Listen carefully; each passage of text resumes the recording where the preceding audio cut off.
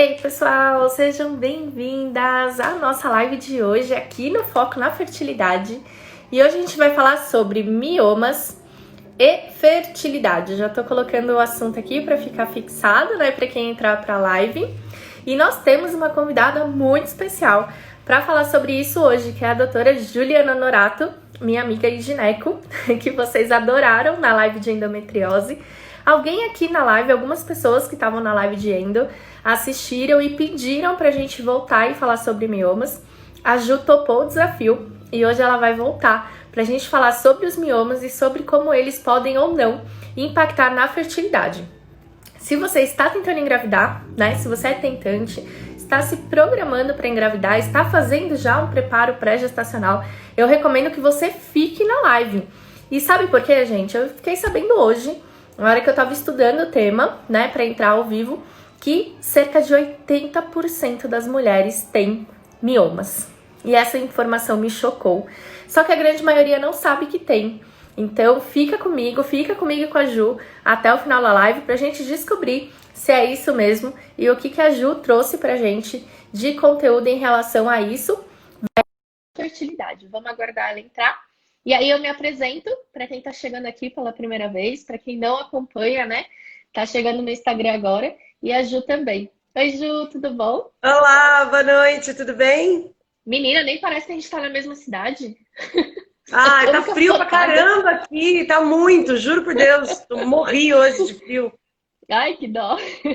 Tá meio Eu tô chovendinho, de não manga sei. curta. Gente, eu não sei, eu moro aqui perto do Hospital São Luís e aqui tá gelado, gelado, gelado. Eu moro no Butantã. Sei lá, eu acho que você que tá calorida aí. Ai, que é tão corrida, né? Na hora de fazer live que a gente até sente calor aqui. Daqui a E pouco eu vou aí, Ju, tirando tudo também as bem? camadas. É, então. Tudo bem? Tudo bem, tudo bem. Boa Obrigada noite, mais uma gente. vez. Ah, é sempre um prazer, eu gosto muito. Eu sempre falo que eu gosto muito das lives com você. Porque, primeiro, que você, enfim, tem super conteúdo, um conteúdo extremamente focado, assim, né, dentro da saúde da mulher. E segundo, que as suas espectadoras, às vezes pacientes, às vezes seguidoras, tudo, elas sempre vêm com um preparo muito grande, exatamente porque você tem esse conteúdo. Então, as perguntas são sempre muito gostosas, acrescenta muito sempre, eu gosto. Ah, é muito fofa, né, gente? Então vamos lá, para quem tá chegando aqui pela primeira vez, tá me vendo ao vivo pela primeira vez, eu sou a Carol Faria, eu sou formada em nutrição, sou portadora da síndrome do ovário policístico há 20 anos e há 4 eu ajudo as mulheres a terem tratamentos naturais, sem medicação, sem hormônios, né? Para o tratamento da SOP, da endometriose e também da fertilidade, ajudo os casais aí a procriarem, né? E a realizarem o grande sonho de se tornarem pais e mães. E você, Ju, quem você é? Eu sou Juliana, sou ginecologista e obstetra. Eu tenho, além da obstetrícia, a especialização de endócrino gineco, endocrinologia ginecológica, que é uma subespecialidade que você faz depois da gineco, que no meu caso estuda a parte endócrina. Então, todos os distúrbios endócrinos das mulheres, síndrome do ovário policístico, infertilidade, irregularidade menstrual, e não alguns distúrbios, né, mas algumas fases nas quais os hormônios são importantes, do tipo melhor contracepção, climatério, etc. Então, eu tenho esse foco tanto do pré-natal e da obstetrícia, quanto dessa parte endócrina, foi inclusive meu tema de mestrado. Ai, gente, a Ju faz partos lindos, naturais, humanizados. Eu fico babando no Instagram dela toda vez que tem um parto, um bebê chegando, né, Ju? Eu, Então, ó, eu, quem é eu de achei São Paulo, engraçado. Eu sou de São Paulo, atendo aqui na Zona Sul de São Paulo. Como eu falei, eu moro e trabalho aqui pertinho do Hospital São Luís, mas atendo em outros hospitais também de São Paulo. Eu achei engraçado que uma paciente falou assim pra mim, Ju, depois do parto, né? Ela teve parto normal e tal. Ela falou assim, Ju, eu lia que o trabalho de parto pode demorar 10, 12 horas. E aí eu ficava pensando, ela vai ficar comigo às 10, 12 horas? A gente vai ter assunto para ficar 10, 12 horas, uma olhando pra cara da outra. E no fim você ficou e passou super rápido e nasceu e você ficou às 12 horas lá comigo. Falei, fiquei. Porque parto normal é assim, alguém tem que gostar de fazer isso, gente. não é, gente? E Ju, o pessoal tá muito afim de descobrir tudo sobre miomas hoje. E eu acho que ninguém melhor do que você para vir aqui esclarecer. Antes de mais nada, né? É verdade que quase 80% da população feminina tem mioma.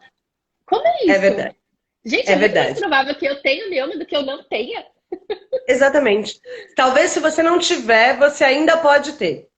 É, Essa eu não tenho, porque eu estatística fiz ultrassom é essa semana e eu achei estranho, porque a médica, né, enfim, a pessoa que estava fazendo o exame, ela falou, nossa, você não tem nem mioma. Aí eu olhei e falei assim, gente, por que eu deveria ter, né? Enfim, achei estranho. E aí hoje que eu falei, caraca, então foi por isso que ela falou daquele jeito. exatamente. Quem não teve, geralmente, o mioma, ele é uma, digamos, uma doença, né? É, de característica das mulheres do menarqueme. Menarqueme é esse tempo entre a primeira menstruação, a menarca, até o período da menopausa. Então, em algum momento, geralmente a partir dos 35 até 45 anos, 80% das mulheres vão ter miomas de diversos tamanhos, de diversas repercussões, mas a grande maioria tem. E muitas delas, de fato, passam, hoje em dia menos, mas Uhum. ainda tem muitas mulheres que passam a vida inteira sem nem descobrir que tem.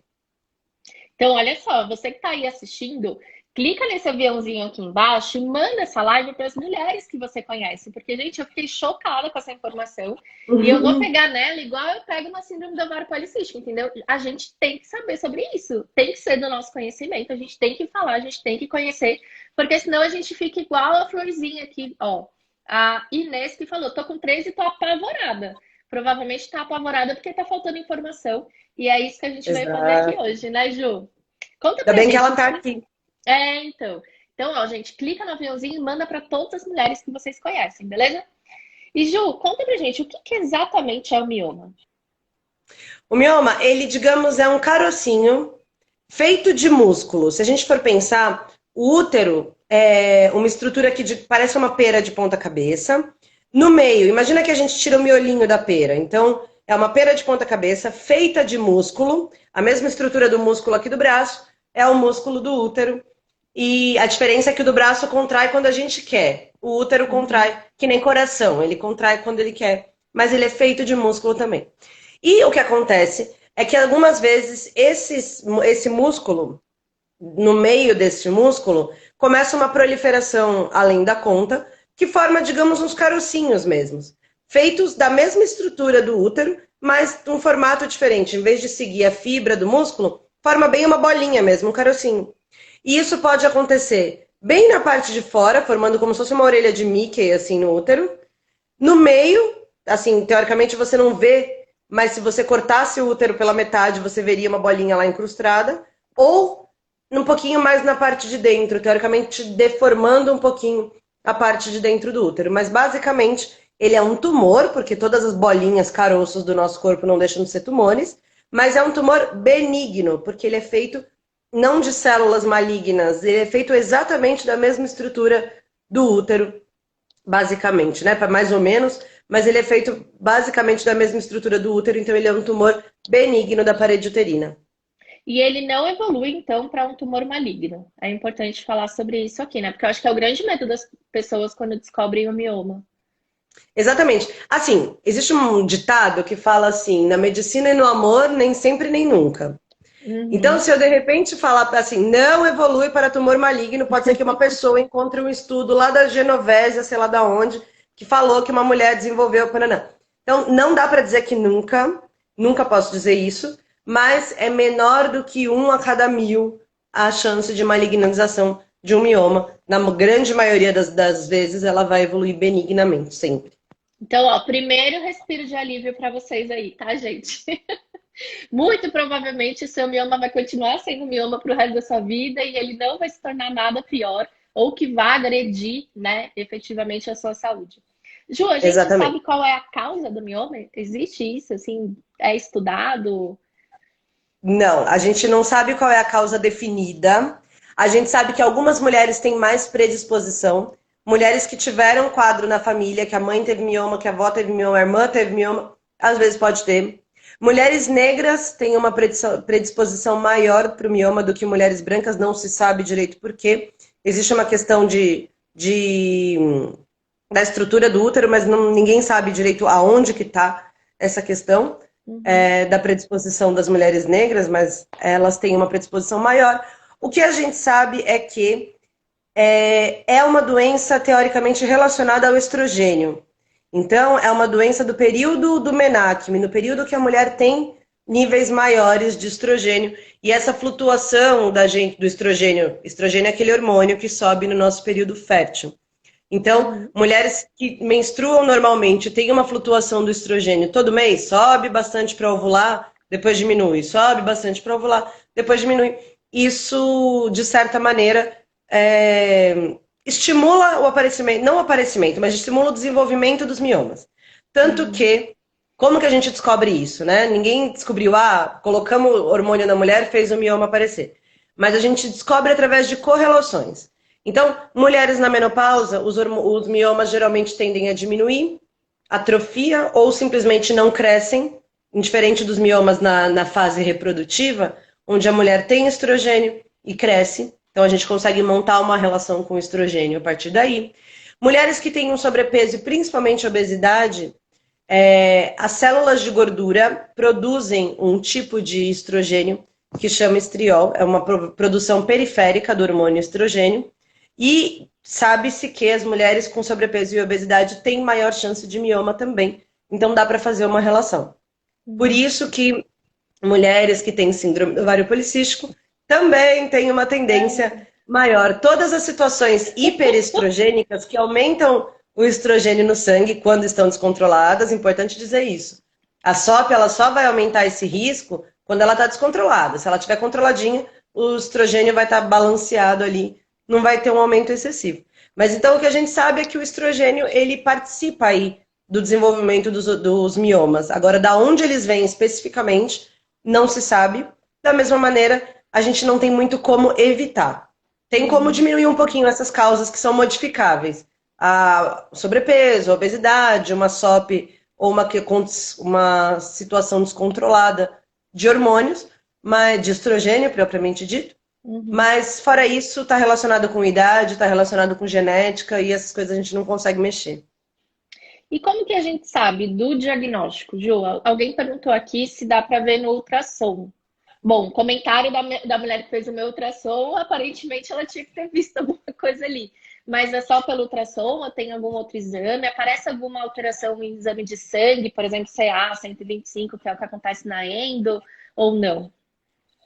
Bem pouco. Ele pode aumentar o CA 125. O CA 125 é um exame bem inespecífico.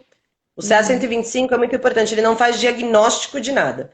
Ele levanta o alerta, ele sugere para a gente pensar. Esses dias eu recebi, inclusive, uma mensagem de uma paciente, falando assim que veio um CA 125 um pouquinho aumentado, ela estava louca, achando que era câncer e não ia dar tempo de chegar na consulta, pelo amor de Deus. Gente, CA 125 não faz diagnóstico, nem de câncer, nem de endometriose, nem de mioma, tá? Ele Uhum. pode estar aumentado nessas situações, então você aumenta o alerta para isso, mas não faz. No caso do mioma, fora o CA 125, dificilmente aparece algum outro sinal no sangue. Mesmo o estrogênio pode estar normal, geralmente está normal, porque é uma questão mais da existência desse estrogênio do que do aumento dele. Dá para entender Uhum. isso? Uhum. E o principal diagnóstico é através de ultrassom. O que acontece é que às vezes a ultrassom, quando tem muitos miomas, um muito grudadinho no outro, dependendo da posição do útero e do tanto que esses miomas deformam o útero, a gente não consegue ver com detalhes na ultrassom onde termina um, começa o outro, se é um grandão ou se são vários pequenos. Então, geralmente o diagnóstico vem na ultrassom e quando a gente precisa detalhar esses miomas por algum motivo, a gente faz uma ressonância magnética, tanto para confirmar quanto para detalhar a posição, o tamanho, etc. E a ressonância é com preparo intestinal também? Como é o da endometriose ou não? Não, não precisa, não precisa. A ressonância ela tem um preparozinho de um jejum pequeno, porque vai precisar de um contraste lá, mas Uhum. geralmente um jejum de 4 horas é suficiente, não precisa de preparo. A ultrassom com preparo da endo, ela tem preparo porque ela vai precisar olhar além do útero, né? E Uhum. aí o intestino ali ao redor atrapalha. O mioma ele tá geralmente no útero, ele é uma doença do útero, então você consegue ver a parede do útero através da ultrassonografia transvaginal simples, transvaginal principalmente, e da ressonância magnética. Legal. Quais são os sintomas? Você falou que muitas das mulheres têm a pulga, e nunca não sei que tem, né? Se os exames de rotina e aparelho. Mas tem gente que tem sintoma, né? Quais são eles? Ih, a Ju travou, gente. Vamos esperar a voltar. A nossa magnética está indo, né? Se tiver, estará lá. Tá aí, pelo que me explicou, talvez já avançou. Isso a nossa magnética é algo mais aprimorado. Então, se não aparecer na ressonância, provavelmente é porque não caiu. Voltou. Você chegou a Voltou? ver? Dei uma travadinha, mas acho que agora Voltou? voltou, né? Voltou. Você chegou a Tá, ouvir a ótimo. pergunta Me dos faz a pergunta sintomas? de novo que eu perdi. Então, você falou que muitas das mulheres têm miomas e nunca nem vão saber que tem, né? Porque não tem sintomas. Mas algumas mulheres têm esses sintomas, né? Quais são? Os principais sintomas estão relacionados à menstruação. Então, se a gente entender que o mioma, ele é um carocinho que se forma na parede do útero, tudo que se relaciona com a função do útero vai provavelmente ser atrapalhado ou pode ser atrapalhado por esse mioma. Muitas vezes as mulheres não vão ter sintomas, principalmente as mulheres que têm aquele mioma do lado de fora do útero, formando uma orelhinha assim de Mickey em volta do útero, geralmente não tem sintoma nenhum. Quando o mioma está no meio da parede do útero, o que pode acontecer é uma dificuldade maior para o útero se contrair. Digamos que quando a gente está pensando, vamos supor que a gente está menstruada, o sangue está saindo de lá de dentro do útero e ele tem que esterilizar, ele tem que ir para fora. O que faz o útero ir para fora, o que faz o sangue ir para fora, é o útero contraindo, empurrando esse sangue para fora. E se a gente tem um pedacinho disso não funcionando direito, a contração vai ficar meio capenga, vai ficar um pedacinho que não contrai direito. E isso faz com que o sangue demore mais para sair. Então, geralmente as mulheres com mioma têm uma cólica menstrual um pouco maior e tem um sangramento menstrual um pouco mais arrastado, mais demorado para acabar. Da mesma maneira, mulheres que têm o mioma para o lado de dentro do útero, alterando um pouquinho a camada, empurrando um pouquinho a camada interna do útero, além de ter uma cólica um pouquinho pior, pode até não ter tanta, não vai atrapalhar tanto para contrair, mas o sangramento vai ser um pouquinho mais chato por conta dessa interferência na camada interna do útero, no endométrio. Então, principalmente alterações menstruais, cólicas menstruais muito intensas, sangramento menstrual muito intenso, ou muito arrastado, muito demorado. Algumas mulheres com miomas vão ter também sangramentos no meio do ciclo, principalmente esse mioma que deforma a parte de dentro do útero. Como está sempre ali empurrando, esticando o endométrio, às vezes a menstruação acabou, mas fica um sangramento de irritação do útero, que pode ficar aí 20 dias, às vezes até o mês inteiro. E aí, por conta desse sangramento, essas mulheres às vezes vão ter dificuldade na relação sexual, vão ter dificuldade de libido, vão ter anemias graves, muitas vezes por conta do sangramento excessivo. Por conta das cólicas, também vai ter uma dificuldade sexual importante. E numa possível gravidez, isso pode atrapalhar a fertilidade, a gente vai falar mais pra frente, mas aquela mulher que gestar com miomas vai ter um pouquinho mais de cólicas também ao longo da gravidez. Entendi. E o mioma tem alguma coisa alguma relação, alguma coisa a ver com a endometriose, Ju? Não, né? São coisas completamente distintas. Eles são completamente distintos do ponto de vista do mecanismo de cada um. O fato de ter mioma, teoricamente, não aumenta a chance de ter endometriose e vice-versa. Porém, os dois têm uma origem no estrogênio, né? A gente sabe que a endometriose também tem focos aumentados conforme a flutuação hormonal acontece. Da mesma forma, a endometriose também diminui quando a gente entra na menopausa. Então, existe esse dado de que quase que 30% das mulheres que têm miomas têm endometriose também, e vice-versa. Tem algumas referências que falam até um pouquinho mais, de 30% a 45%. Então, não necessariamente um causa o outro, ou o outro causa um, nem um piora o outro, ou o outro piora um. Mas quando a gente tem uma mulher com mioma, vale a pena levantar o olho. Será que essa cólica é só o mioma, ou será que tem alguma coisa a mais? Ou quando a mulher tem endometriose, vale a pena ficar de olho no útero dessa mulher. Principalmente quando ela está tentando engravidar e tem alguma dificuldade, para ver se não tem nenhum mioma escondido por aí. Importante sobre o diagnóstico, às vezes o mioma ele é bem pequenininho. E quando ele está incrustado ali no meio do útero, ou empurrando pouco a parede de dentro, ele pode não ser tão facilmente visualizado na ultrassom. Então, existe a situação onde você tá desconfiando do mioma, não encontra na ultrassom, às vezes a gente pede uma ressonância para ter certeza, para confirmar se tem esse mioma ou não. E do ponto de vista anatômico, morfológico, enfim, são todos iguais? De maneira nenhuma. A gente tem aí isso que eu falei, ele pode estar mais para dentro, mais para o meio ou mais para fora do útero. E isso vai determinar um pouquinho os sintomas e a interferência na fertilidade. E eles podem ser de diversos tamanhos. Ele pode ser pequenininho, ele pode ser gigante. Já vi miomas até que deixam a mulher com o útero tão grande de mioma que parece que ela está grávida de 5 meses, mais ou menos. Entendi. Porque a barriga fica mais altinha por causa da presença do útero. Já tirei úteros, assim, que operaram de 5 quilos por conta de miomas. Então, são situações que varia principalmente o tamanho. Na maioria das vezes, ele é uma bolotinha mesmo, redondinha, que pode ser desde uma bolinha de gude, até menor, até uma bolinha de tênis, até uma laranja. Caraca. Gente, é quase Mas um o que quilo. vai determinar... 5 quilos é mais que um bebê. É mais que um bebê. Imagina a mulher andando com 5 quilos na barriga e tendo cólica e sangrando com isso. Isso é bastante... E não é tão raro, é bastante comum. Este tamanho de mioma também. Caramba. E o que todo mundo quer saber, né? O que tem a ver o mioma com a fertilidade? Você já deu a pista de que ele pode atrapalhar, né? Como que é isso exatamente? Bom, geralmente o mioma ele não está relacionado à infertilidade, digamos, pré-concepcional. A não ser que ele seja um mioma submucoso, que é esse que a gente fala que está imediatamente embaixo da camada interna do útero e chega a empurrar, deformar a camada interna do útero. Se ele deforma demais, ele pode atrapalhar a subida dos espermatozoides e a fecundação, mas isso é bem mais raro.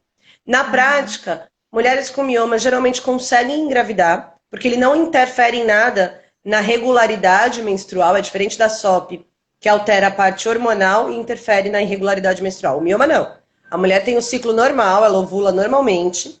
O que geralmente acontece em relação ao mioma e fertilidade é que ela engravida e tem um risco maior de aborto. Por conta, de uma deformidade muito grande ali na parte interna do útero, no endométrio, de forma que o embrião às vezes se implanta e essa implantação não acontece da forma correta, ou às vezes ele nem consegue se implantar e acaba que a gravidez não evolui. Ou até ele se implanta, começa a desenvolver, só que em determinado momento da gravidez, quando o útero precisa crescer, quando essa implantação tem que ser mais efetiva, isso não acontece, então nas primeiras semanas, no primeiro trimestre, a gravidez acaba não vingando. A principal repercussão do mioma em termos de fertilidade é essa questão do aumento do risco de aborto, a não ser que cause uma deformação muito grande na anatomia do útero, né?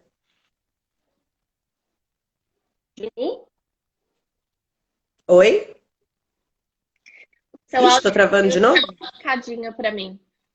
Não, eu tava vendo você se mexer, mas o seu áudio para mim saiu todo picotadinho. Eu não consegui entender o que você falou por último. Agora, tá sem ficar.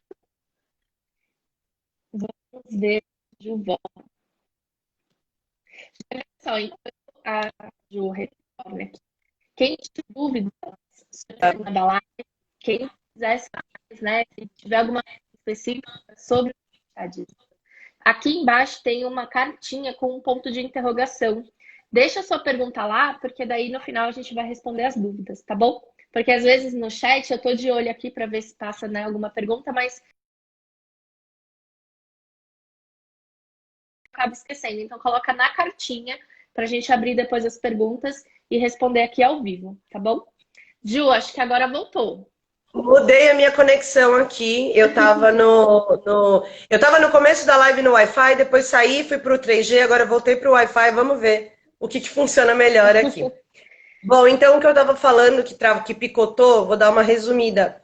É que quanto mais a gente modifica, se o mioma modifica muito a anatomia do útero, se ele causa uma malformação muito grande, principalmente no endométrio, que é essa camada interna, atrapalha o espermatozoide de chegar até o útero e impede a fecundação de acontecer, mas principalmente O mioma ele vai atrapalhar a fertilidade, aumentando o risco de aborto, porque às vezes consegue acontecer a fecundação, o espermatozoide consegue meio torto subir, chegar na trompa, fecundar, mas aí a implantação desse embrião, dessa célula que vai virar o embrião, né, na parede do útero, fica deformada, principalmente quando esse mioma ele é submucoso, ele é o mioma que fica imediatamente embaixo do endométrio. Aquele mioma que é a orelhinha de Mickey lá para fora do útero, ou aquele mioma pequeno que está incrustado ali na parede do útero, ele geralmente interfere menos na fertilidade. De algumas maneiras pode interferir quando ele gera uma irritabilidade, uma contração aumentada desse útero. Isso, na maioria das vezes, causa cólica, no começo da gravidez principalmente, mas ele pode causar aí um risco aumentado de aborto também por conta disso. Eu acho que essa é a principal repercussão do mioma no ponto de vista da fertilidade. Você considera o mioma inflamatório, como é a endometriose, Ju, ou não? Teoricamente, não. Não, porque a presença dele não vai causar necessariamente uma reação inflamatória em volta dele, né? Onde ele estiver. Ele causa um sangramento aumentado, mas esse sangramento acontece do útero para fora. Então, ele só faz uma inflamação, digamos assim, no endométrio, que é a inflamação que acontece todos os meses para descascar esse endométrio e a gente sair esse sangue sob a forma de menstruação. É diferente da endometriose, que os focos sangram fora do útero. E aí isso causa um processo inflamatório fora do útero. No caso do mioma, não. Ele acaba interferindo de forma mais anatômica do que inflamatória ou do que metabólica, como a SOP, por exemplo. Entendi. E tratamentos? Quais são os tratamentos que a gente tem hoje para mioma? Quando precisa tratar ou quando só vai acompanhar? Como é que é essa triagem? Bom, isso é muito importante, principalmente para as mulheres que não têm sintomas e detectaram miomas, estão apavoradas, como eu vi algumas aí nos comentários. Primeira coisa, como eu disse, a chance do mioma malignizar é de menos de 1%. Menos de 1 a cada 1000. E a chance do mioma atrapalhar a fertilidade a ponto de impedir a gravidez é realmente, principalmente quando ele é submucoso, quando ele deforma um pouco mais a parede do útero ou simplesmente interfere um pouco na parede interna, no endométrio. Então, se a mulher está lá fazendo seu ultrassom, está pensando em engravidar daqui uns 4 anos, está muito bem, obrigada, usando seu método contraceptivo lá, detectou um mioma na ultrassom, o que ela tem que fazer é nada. A princípio, é esquecer que existe. Principalmente se esse mioma é pequeno, menor do que 3 centímetros, mais ou menos, e principalmente se ele não estiver causando nenhum sintoma, ela não precisa fazer muita coisa neste momento. Quem vai precisar de tratamento num primeiro momento é quem tem sintoma. Então, é muito importante se você tem cólicas intensas durante o período menstrual, principalmente nos primeiros dias da menstruação, se ela é muito intensa, todo mês tem que parar no pronto-socorro, tal, para fazer remédio na veia, tudo. É importante conversar com seu médico para ele caçar, se não pode ter um mioma. Ou se seu sangramento está mais intenso. Meu fluxo era de 3 dias, agora está de 7. Antes eu gastava 1 pacote de absorvente, agora eu estou gastando 3. Antes o meu copinho dava conta o dia inteiro, agora não está dando nem metade do dia. O padrão de sangramento aumentou. Ou está tendo sangramento no meio do mês. Não era para estar menstruei, acabou, dali 15 dias estou sangrando de novo. Esse tipo de sintoma pode estar relacionado com o mioma, e aí sim, se a gente tem mioma e tem esses sintomas, tem que tratar. E aí existem diversas formas de tratamento. Como eu disse... Uma coisa, sem querer te cortar, mas acho que é o momento mais oportuno para perguntar. Cara, eu não sei o que está acontecendo, acho que é algo lunar, tipo, mundial, não é a pandemia, tá?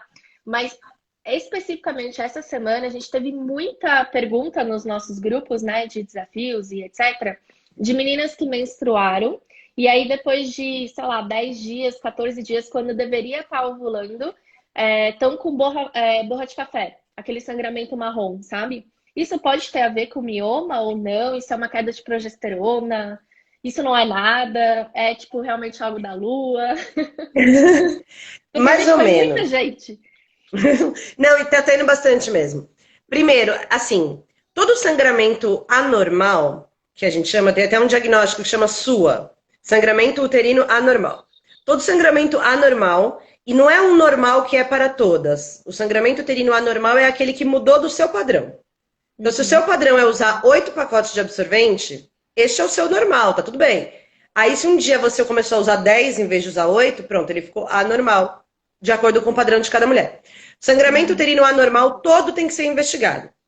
Então, teoricamente, para todas essas mulheres aí, alguma delas pode ser que seja por conta de um mioma, por conta de um pólipo, alguma alteração do útero e exige investigação. Como não são doenças que amanhã vai piorar, o que eu recomendo estando em pandemia? Observa, se isso começar a ficar frequente todos os meses, vale a pena investigar. Se isso está extremamente cíclico, incomoda pouco e parar, pode não ser nada. O que acontece? É quase isso que você falou. Quando a gente está ovulando, um pouquinho antes da ovulação, acontece uma queda do hormônio estrogênio. Que cai o estrogênio que estava subindo durante a preparação para ovular, o que amadurece esse óvulo é o estrogênio. Aí quando o óvulo está prontinho, o estrogênio faz uma queda, e é essa queda que estimula a subida do hormônio que chama LH, que é o hormônio que faz a gente ovular. Então essa quedinha do estrogênio, às vezes é suficiente para fazer um sangramentinho pequeno. O nome disso, para quem quiser pesquisar, é sangramento de privação.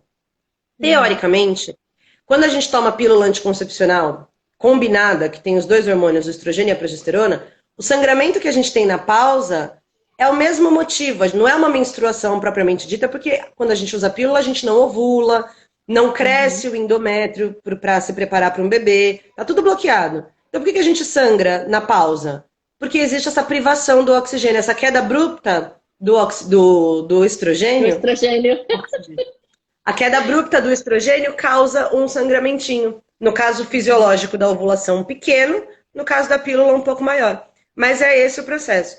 E o que está acontecendo atualmente também é que qualquer mudança de cortisol, que é o hormônio do estresse, da ansiedade, da mudança de rotina, do sono, qualquer mudança, por menor que seja, deste hormônio, pode interferir nos nossos ciclos menstruais. E todo mundo mudou de vida, mudou de rotina, mudou de sono e mudou de alimentação agora na pandemia. Então tá acontecendo uma boom de irregularidades menstruais aí, de alterações discretas no padrão da menstruação. Se for discreta, acolhe, observa, tá tudo bem. Se começar a ficar mais grave, um sangramento maior ou mais frequente, vale a pena fazer uma investigação. Ou se você está pensando em engravidar, em breve, vale a pena fazer uma investigação o quanto antes, porque daí detectar um problema tanto hormonal quanto estrutural do útero é importante o quanto antes. E aí, se a pessoa tem esse mioma tá muito grande ou tá atrapalhando ela a engravidar, quais são os tipos de tratamento que a gente tem hoje em dia? Bom, primeiro para aquela mulher que não quer engravidar agora e tem sintoma, um dos possíveis tratamentos, digamos que assim, o tratamento do mioma não é tirar o mioma, necessariamente. O tratamento do mioma, ele é controlar os sintomas. Porque, como eu falei, ele não vai virar câncer. Se ele não for grande o suficiente ou tiver num lugar muito grande que possa atrapalhar a gravidez, o problema dele vai ser gerar sintoma. Então, se a mulher não tem sintoma, tá tudo bem, não precisa fazer nada. Se a mulher tem sintoma, a gente vai tratar esse sintoma. Então, eu vi aí nos comentários que algumas meninas foram prescritas de anticoncepcional para tratar o mioma. É uma alternativa? É uma alternativa. Porque se o sintoma do mioma é menstrual, bloquear a menstruação dessa mulher pode ser uma alternativa. Se ela não quer engravidar nesse momento, teoricamente ela não precisa ovular nesse momento, não é que não pode, ela só não precisa. E aí a falta da flutuação hormonal, o bloqueio deste ciclo, pode ser um aliado quando a gente quer evitar que os miomas cresçam e principalmente evitar que os miomas gerem sintomas menstruais. Então, a Suelen perguntou, o Cerazette que ela foi prescrita, que é um medicamento que é só de progesterona e é contínuo, ele diminui os miomas? Não necessariamente vai diminuir, mas como ele vai bloquear o estrogênio, ele vai deixar de fazer os miomas aumentarem, ele vai bloquear o crescimento dos miomas, e como ele bloqueia a menstruação, vai diminuir os sintomas menstruais. Quem não quiser usar pílula por boca, uma alternativa é usar o Mirena ou o Cailina, principalmente o Mirena, tá? Que ele tem uma dose de progesterona, que é um hormônio que não aumenta risco de trombose, nada, e que é jogado predominantemente lá no útero, não bloqueia a ovulação, mas bloqueia esse espessamento da parte de dentro do útero, do endométrio, e bloqueia em 80% das vezes as menstruações. Então, os sintomas dessa mulher vão ser menores dos miomas em decorrência da presença do útero, do mioma, do DIU Do ali, do Mirena. Mirena, ali. Então, uma alternativa é bloquear ou a ovulação ou a menstruação dessas mulheres. Se a gente bloqueando os dois, a gente diminui o crescimento desses miomas ou deixa estável, mas pelo menos diminui os sintomas. Aí, vamos supor que ela fez esse tratamento e mesmo assim não melhorou. Tá sangrando ainda com Mirena, com a injeção, com a pílula, tá sangrando. Existe uma segunda alternativa que a gente também usa para endometriose, que chama Zoladex. Zoladex é o nome comercial, meio que ele é o principal. Não, o Pietra, ele entra nessa turma de anticoncepcionais contínuos. Ele não chega a ser um anticoncepcional, não está escrito na bula que ele é, mas a função dele é ter uma progesterona bem potente que vai deixar o útero bem fininho, então atrapalha bastante a gravidez também, e bloqueia esse espessamento do endométrio, às vezes até bloqueia a ovulação. O Pietra, digamos, é uma progesterona mais forte do que o Cerazete. Mas o mecanismo é o mesmo. Para quem não sabe, além do Pietra, outro nome dele é Alurene, outro nome dele é Alurax, e o nome genérico dele é Dienogest. Digamos que é a progesterona mais potente para atrofiar os sintomas do mioma.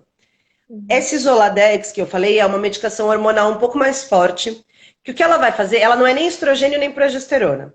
Ele imita um hormônio da cabeça, que chama GnRH, e o que ele vai fazer é basicamente induzir uma menopausa.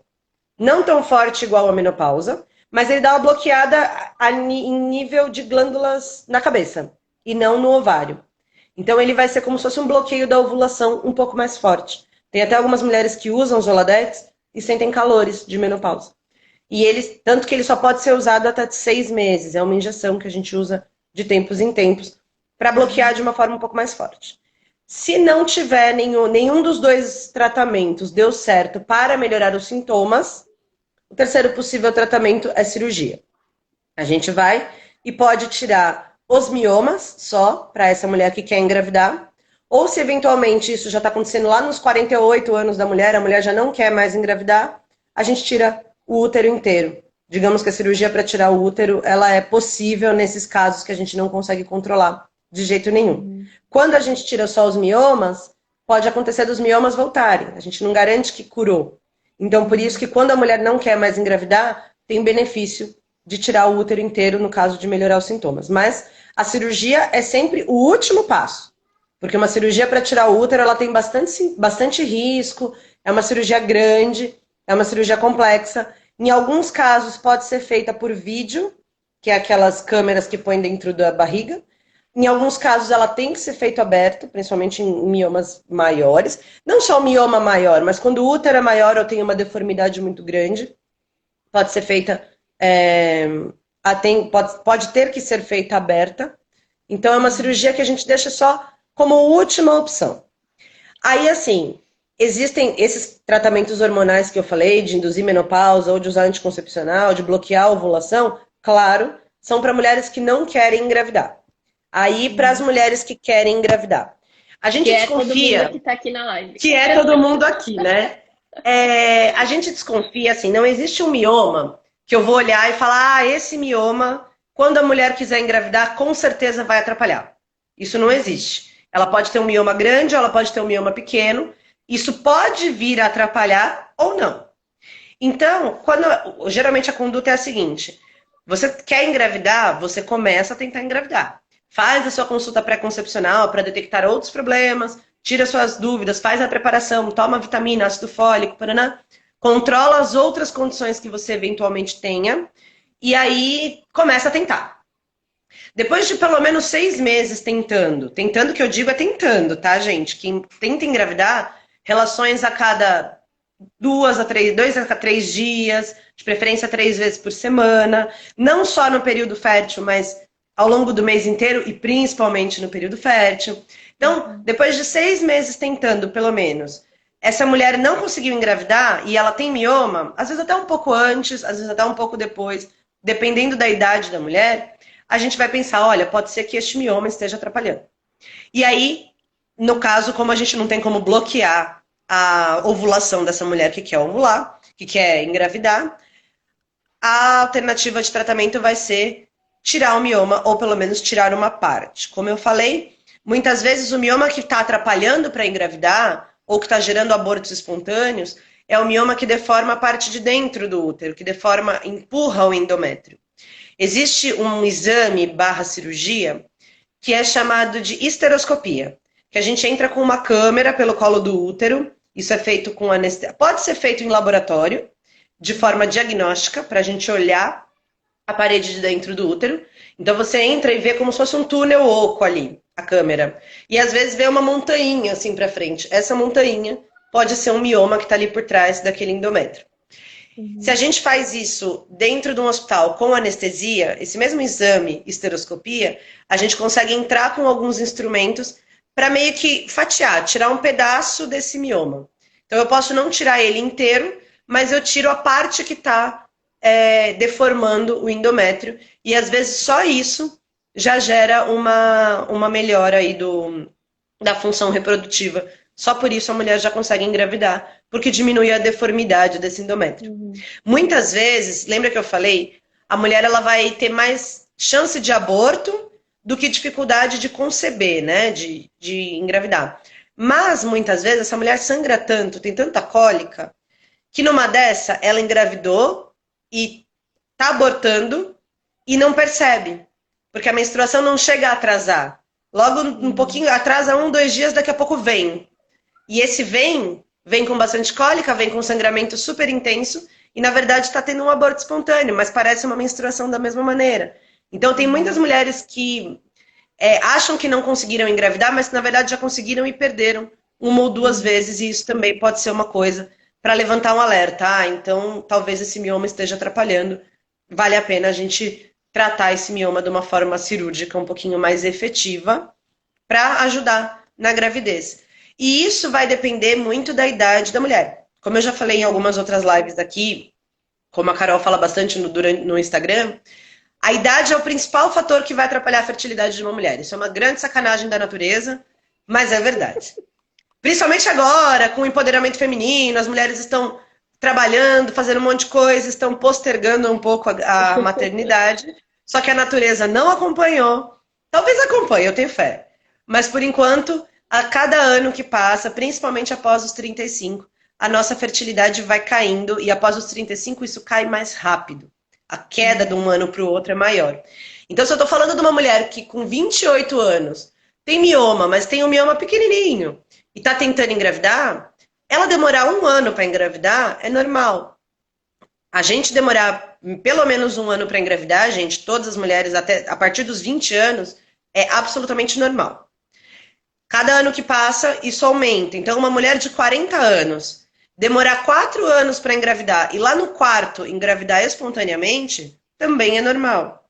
Só que, como a cada ano que passa isso vai ficando mais difícil, naquelas mulheres que são mais velhas e têm um mioma, eu não posso simplesmente pensar, deve ser normal pela idade. Pode ser que ela não esteja engravidando pela idade. Mas e se for o mioma que está atrapalhando? Eu vou esperar 4 anos para ter certeza disso? Não, então quanto mais idade a mulher tem, mais cedo eu vou agir e tirar esse mioma para, se for ele que está atrapalhando, ele não atrapalha mais. Agora, quanto mais nova, mais eu vou dar tempo para essa mulher, porque pode ser normal da idade dela. E aí entra a mudança do estilo de vida, que ela é, digamos, o principal passo para todas as causas de doenças femininas que têm relação com o estrogênio. Então, lembra que eu falei lá atrás? As doenças, as células de gordura do corpo produzem estrogênio. Quem tem sobrepeso e principalmente obesidade tem risco maior de ter mioma. Então, se a gente perde peso, a gente pode, pelo menos, não fazer os miomas crescerem tanto durante essas tentativas. Melhorar um pouquinho a função menstrual e ovulatória. Se a gente tem uma SOP junto com o mioma, e isso é relativamente comum por conta da questão estrogênica, se eu controlo a minha SOP, eu evito que esses miomas cresçam além da conta. Se eu, de certa maneira, controlo a minha SOP e perco peso, duplamente, eu tenho uma. Não vou dizer que os miomas diminuem, mas eles deixam de crescer e podem repercutir menos negativamente na sua fertilidade. Show, Ju. Vamos abrir para as perguntas? Antes que o Instagram Maravilha. expulse a gente daqui.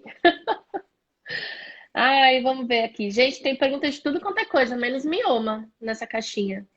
Ó, quando aparece mioma, só na gravidez, a mulher pode continuar com mioma depois? Geralmente continua.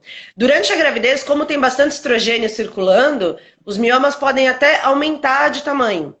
Aí depois, quando a gravidez diminui, ele não aumenta. Quando a gravidez diminui, quando acaba, ele não aumenta, ele não diminui, ele só deixa de crescer. Mas se o mioma foi detectado durante a gravidez, ele vai provavelmente continuar ali. E isso não tem problema, a não ser que isso cause sintomas para essa mulher.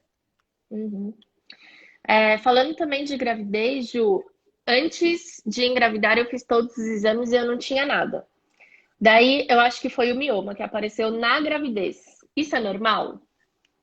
Pode ser. Às vezes ela tinha um mioma bem petitiquinho, que como eu falei, não dá para ver na ultrassom. Uhum. E ressonância não é um exame de rotina, é um exame caro, é um exame um pouco mais demorado. Então a rotina ginecológica é a ultrassom.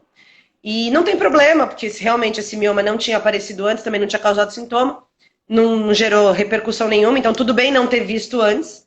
E ele Uhum. pode ter sido visto na gravidez, porque o útero estica, muda, cresce, e aí o mioma apareceu. Ou ele já estava lá, só que apareceu. Ou eventualmente com o aumento do estrogênio durante a gravidez, isso pode ter estimulado o crescimento de um micromioma que nem teria aparecido em lugar nenhum, ou estimulado Uhum. realmente o aparecimento desses miomas. Por isso que mioma é uma coisa tão comum no período reprodutivo. Pode ser que o próprio fato da mulher engravidar aumente o risco dele aparecer, por conta do aumento dos hormônios. Mioma causa dores na relação sexual, Ju? Dependendo da posição que ele tiver. Se ele tiver ali mais para baixo, mais perto do colo do útero, mais próximo do fim da vagina, do fundo da vagina principalmente, pode causar. E se ele for muito grande, lembra que no fundo da vagina tá o colo do útero, digamos, lembra da pera de ponta cabeça. O cabinho da pera tá bem no fundo da vagina. Então quando o pênis entra na relação, ele tá batendo ali no fundo do útero. Se a mulher tem um útero muito grande ou muito deformado por conta do mioma, essa cutucada ali do pênis durante a relação sexual pode gerar mais cólica durante a relação, Uhum. ou pode empurrar o útero e esse útero bater em outros músculos e ligamentos da pelve e doer também. Então, quando tem dor na relação, a gente fica alerta de que isso pode ser um sinal de mioma.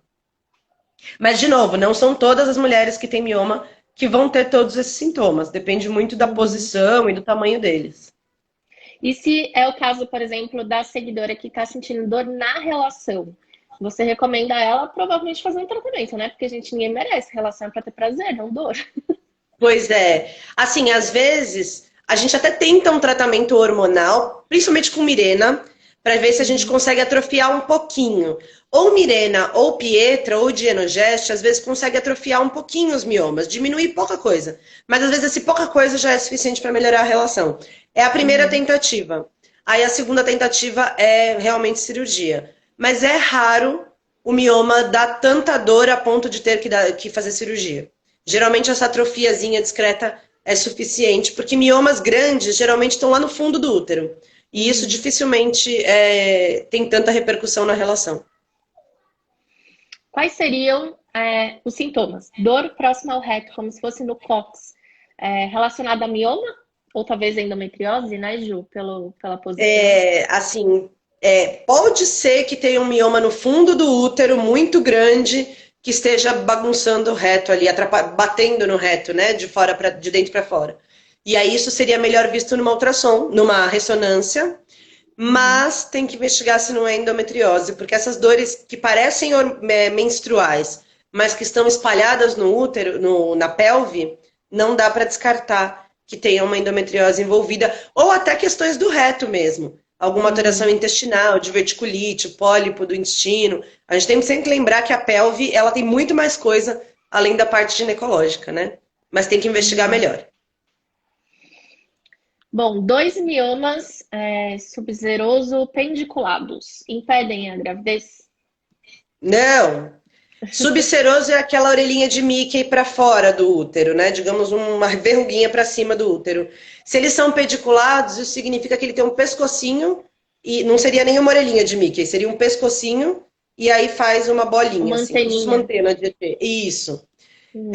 Isso não vai, dificilmente vai interferir na gravidez, porque não vai deformar o útero a ponto de impedir a fecundação e nem aumentar o risco de aborto. Então, na maioria das vezes, nem cólica você vai ter. O subseroso, na maioria das vezes, é o mioma mais, digamos, inofensivo de todos.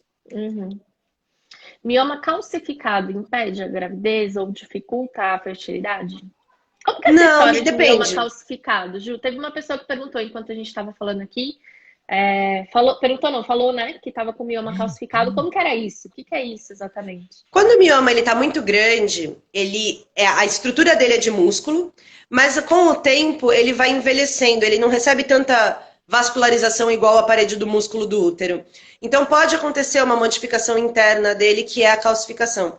Digamos que mioma calcificado é um mioma envelhecido. Uhum.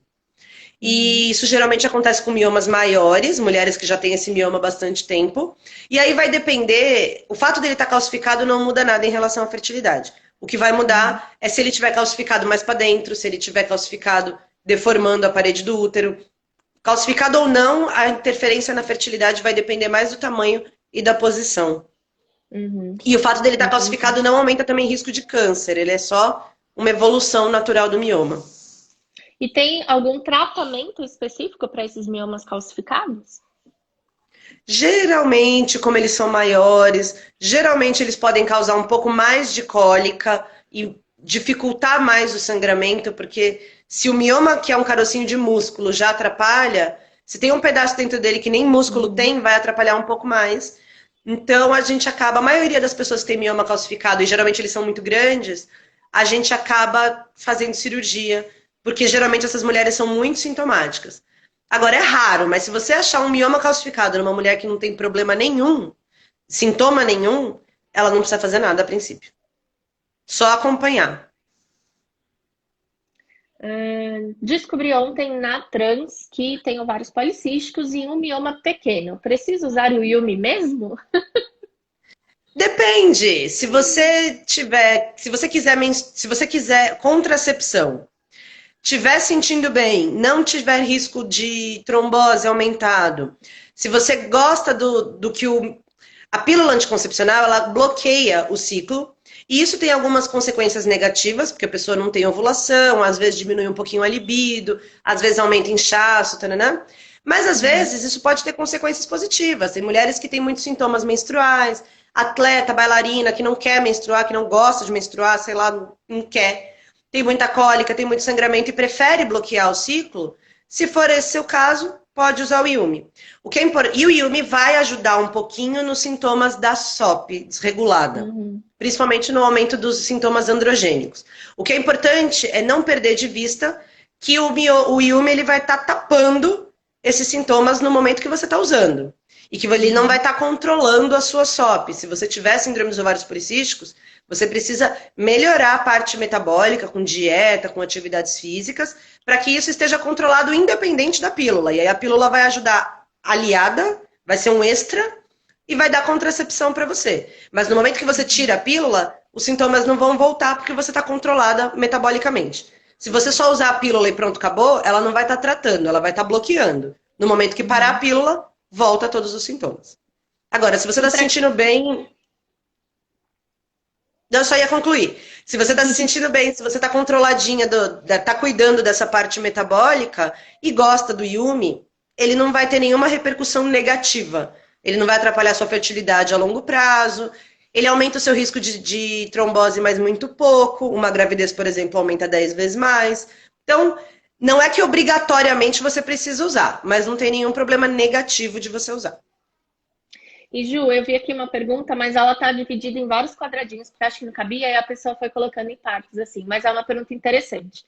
Ela perguntou assim: ela falou que tem miomas, vários miomas no útero, e que esses miomas estão provavelmente atrapalhando ela a engravidar, porque ela já é tentante há 10 anos. E Hum. ela, obviamente, não quer contracepção porque ela quer engravidar. Qual seria, então, o tratamento? A cirurgia, né? sei lá, acho. Vai, responde aí. Exato. Se tem mioma, o mioma é um problema estrutural, ele é um problema anatômico, e infelizmente a gente não tem muitos remédios para diminuir esses miomas. Então, o principal tratamento seria esse, principalmente assim, se der para a gente fazer uma esteroscopia para tirar a parte dos miomas que está interna, que provavelmente atrapalha mais, é melhor, porque é menos invasivo, e se não der, a conduta é uma cirurgia que chama miomectomia.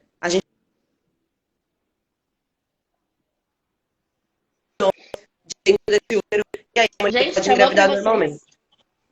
Ixi, Ju, travou bem na hora que você falou o nome, só porque o nome é difícil. Voltou agora? Miectomia. Voltou. Miomectomia. Lembra É assim, isso aí. tudo que é ectomia, tira. Então, Uhum, histerectomia tira o hísteros, que é o útero. Miomectomia tira o mioma. Tudo que é ectomia, tira. Então, a uhum, gente vai tirar mesmo. Parece um boleador de frutas, assim, sabe? O útero fica cheio, todo sem bolinhas, assim. A mulher que faz miomectomia pode engravidar normalmente, só não pode entrar em trabalho de parto, porque a chance de ter uma rotura uterina é um pouco maior, porque o útero está todo costurado, digamos assim. uhum, Mas é possível engravidar. E aí vai depender da idade. Se a mulher tem uma idade muito avançada, às vezes vale a pena nem fazer a cirurgia e já pensar numa fertilização, num tratamento para engravidar, para não perder tempo. Se a uhum. mulher tem uma idade que dá tempo, dá para a gente fazer um preparo, fazer a ressonância, descrever os miomas, fazer a cirurgia, esperar 6 meses para o útero cicatrizar e daí tentar engravidar de novo. Então vai depender de cada caso, mas provavelmente a conduta é cirúrgica. E falando em FIV, olha aí, subseroso e intramural atrapalha engravidar tanto natural quanto FIV. Então, se tá Se o atrapalhando, mioma né? Imagino eu, a anatomia pode atrapalhar também, né? A fixação e o crescimento do embrião. Exatamente. O subseroso, que é o da orelhinha de Mickey, e o intramural, que é incrustado na parede do útero, geralmente deformam menos. Então, se eles forem pequenos, estiverem deformando pouco, não vai atrapalhar nem a natural e nem a FIV. Uhum. Pode ter que fazer FIV por algum outro motivo, mas não é isso que está atrapalhando. Se ele for muito submucoso, deformando muito o útero, pode atrapalhar inclusive uma FIV. Show. Ju, muito obrigada pela sua participação. Acho que deu para tirar muitas dúvidas, né, gente? O que que é? Qual é o diagnóstico? Quais são os sintomas? Cirurgia, tratamento? Falamos muito. Falamos não, né? Fiquei quieta. Quem falou muito foi a Ju. E, Ju, não tenho como te agradecer por isso, porque era uma dúvida com certeza de muitas das seguidoras. E, gente, quem chegou depois, quem perdeu aí o começo da live, eu vou deixar salvo aqui no perfil. Só que agora vai direto pro IGTV, tá? Não fica mais lá na bolinha do nosso perfil, não. Vai direto pro IGTV e aí você pode conferir lá. O Instagram acabou de me falar que a gente tem 1 minuto e meio. Então, se quiser se despedir, Então, Ju. em 1 minuto e meio eu vou dar meu beijo. Quem quiser, meu Instagram tá ali em cima, doutora.Juliana Vieira Norato. Quem tiver 1000 dúvidas pode mandar todas no direct, que às vezes eu demoro, mas eu respondo. Quem quiser ver as fotinhos dos partos, tem lá também nos destaques.